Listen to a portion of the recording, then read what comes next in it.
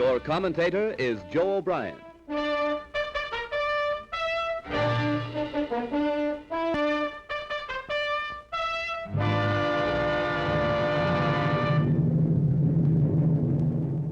Here is the motion picture record released by the United States Navy of the havoc wrought by the Japs' sneak sky and sea raid on Pearl Harbor, America's mid-Pacific naval bastion.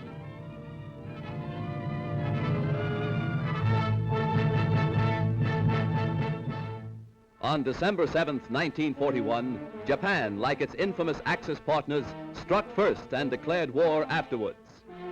Costly to our Navy was the loss of war vessels, airplanes, and equipment, but more costly to Japan was the effectiveness of its foul attack in immediately unifying America in its determination to fight and win the war thrust upon it, and to win the peace that will follow. The Japs copied their German masters in striking hard at airfields. Hickam Field, northwest of Honolulu, and the Ford Island Naval Plane Base were the first objectives of Japan's treachery. Scores of planes were bruised and battered by the Japs' aerial bombs. Many of these were demolished beyond repair. Direct hits were scored on hangars, and these were badly shattered. Equipment and airplane supplies were reduced to smoldering ruins. Here at the Naval Air Station is grim and positive evidence of Jap treachery. Here foul blows were struck, while Jap diplomats were talking peace in Washington. America lost 3 destroyers. Here are seen the United States destroyers Downs and Shore as they rest on the bottom of Pearl Harbor with decks awash after Jap bombers make direct hits on their decks. First to feel the sting of Japanese steel are the USS Oklahoma and Utah, the latter a 33-year-old target ship. Accurate hits by the enemy bombers make short work of these 2 naval bulwarks. Now, with their keels practically out of water, they lie helpless wrecks and a sad reminder of cowardly strategy. To make possible a surprise attack within Pearl Harbor, the Japs built 2 manned submarines to enable them to fire sneak blows within waters that are narrow and tortuous. Several of these surprise weapons were blown from the water by direct hits of our naval gunners. Others were beached and captured. While sky and sea fire was still raging, salvage crews inspected our naval craft to estimate what may be saved.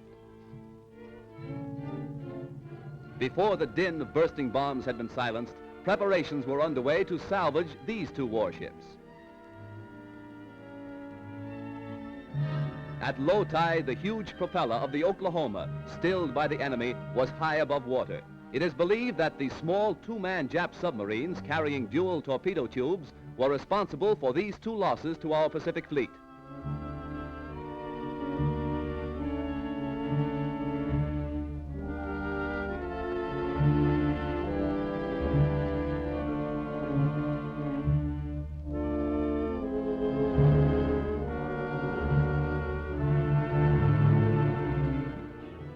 Here is the actual bombing of the mighty USS Arizona by Jap planes. These pictures were made by a fearless cameraman who thought nothing of his personal safety to make possible this record for all posterity. A single lucky hit was responsible for the disaster that befell the Arizona when a Jap bomb falling directly through one of the battleship's funnels exploded in the engine room and set ablaze tons of fuel oil. Dense black smoke billowed to the sky as the massive control tower began to keel over. The Arizona's courageous crew stuck to its guns until the very end. Here was displayed heroism that will live forever in the glorious annals and traditions of the American Navy.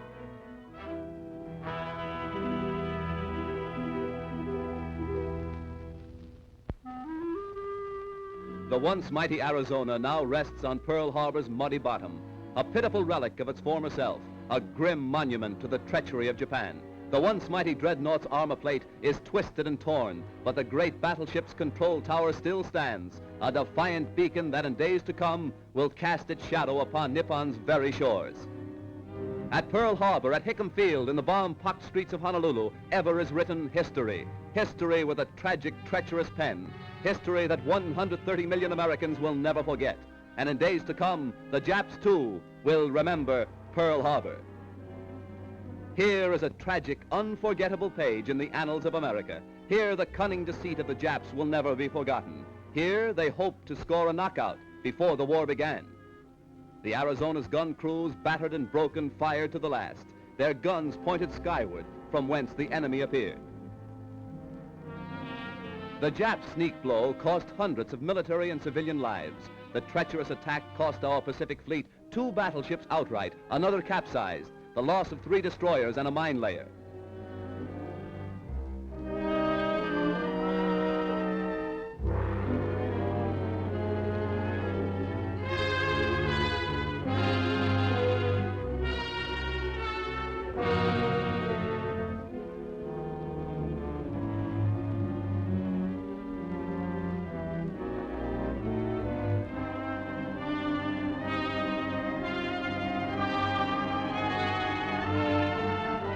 While bombs were still bursting and flames still pouring from our shattered naval craft, a light United States cruiser valiantly moves out to join the fleet and avenge Pearl Harbor.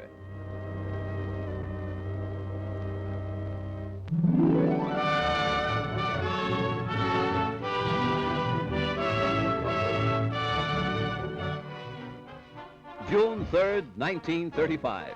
The Normandie, $60 million luxury liner, comes to America on its maiden crossing of the Atlantic, an event that occasioned a marine demonstration that will live in history. Whistles blew and sirens shrieked a mighty welcome to the new Queen of the Seas. The famed skyline of America's greatest city formed a fitting background for America's greeting to one of the most stately ships that ever crossed the Atlantic. 6 years later, shortly after the United States entered the war, the Normandie was seized and placed under naval guard. Hundreds of civilian workers were put aboard the Normandie, renamed the USS Lafayette, to strip the vessel of its costly furnishings and to prepare it for war duty as a United States transport. February 9th, 1942, the Normandie afire. A fatal tragedy to the big luxury liner and to America. As the flames rapidly spread to devastating fury, workers madly scrambled to safety, while fireboats and fire engines poured tons of water into the stricken vessel.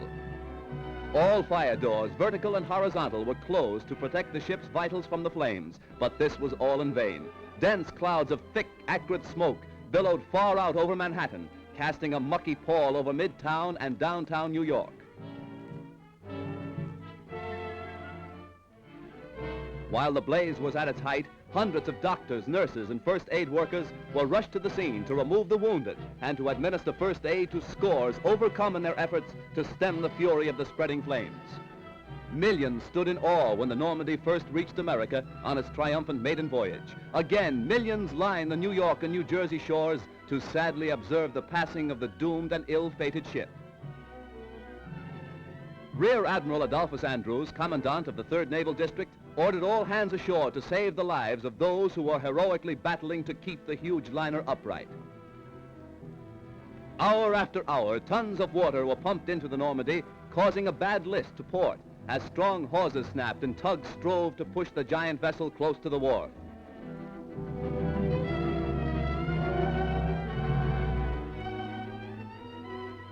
Then, during the night, the Normandie met its final doom, when, with a resounding crunch of ice and a belch of smoke, the 83,000-ton vessel dipped her flame-scarred superstructure into the surface of the Hudson River. Hundreds were injured when America lost its biggest naval auxiliary. Millions of dollars of damage has been done, and thousands of man-hours of labor have been nullified.